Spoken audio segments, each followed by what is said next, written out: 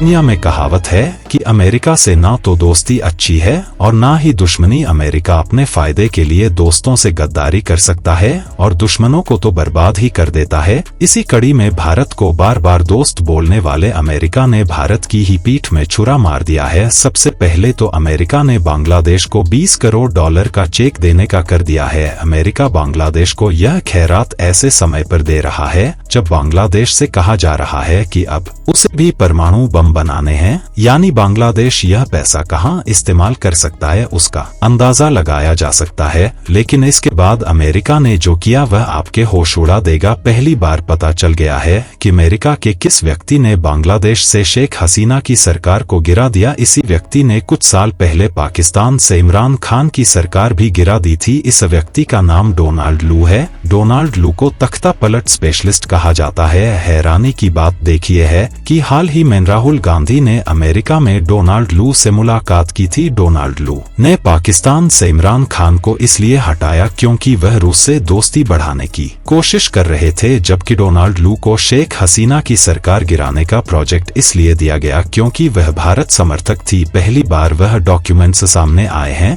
जो साबित करते हैं कि अमेरिका ने डोनाल्ड लू को 2019 में ही शेख हसीना की सरकार गिराने का ऑर्डर दे दिया था। सरकार गिराने के लिए डोनाल्ड लू का सबसे बड़ा हथियार किसी भी देश की डेमोक्रेसी को खतरे में बताना होता है। लोकतंत्र को खतरे में बताकर ही तख्ता पलट की शुरुआत की जाती है। द संडे गार्जियन की एक रिपोर्ट में कहा गया है कि डोनाल्ड लू ने अमेरिका स्थित इंटरनेशनल रिपब्लिकन इंस्टीट्यूट की मदद से शेख हसीना की सरकार को गिरवा दिया। जिस भी देश की सरकार को टारगेट करना होता है वहां इंटरनेशनल रिपब्लिकन इंस्टीट्यूट अपना ज्ञान बांटना शुरू कर देता है, उस देश के लोकतंत्र को खतरे में बताना शुरू कर देता है। रिपोर्ट के मुताबिक इंटरनेशनल रिपब्लिकन इंस्टीट्यूट ने इससे पहले 1996 में मंगोलिया, 2001 में हेती और 2021 में युगांडा में भी तख्ता पलट करवाया था। और अब यही इंस्टीट्यूट डोनाल्ड लू के साथ मिलकर शेख हसीना की सरकार को निगल गया। दावा किया जाता है कि जिस देश की सरकार को टारगेट करना है वहां यह इंस्टीट्यूट लोकतांत्रिक संस्थाओं, राजनीतिक दलों, नागरिक समाज और चुनावी प्रक्रियाओं में दखल देना शुरू कर देता है।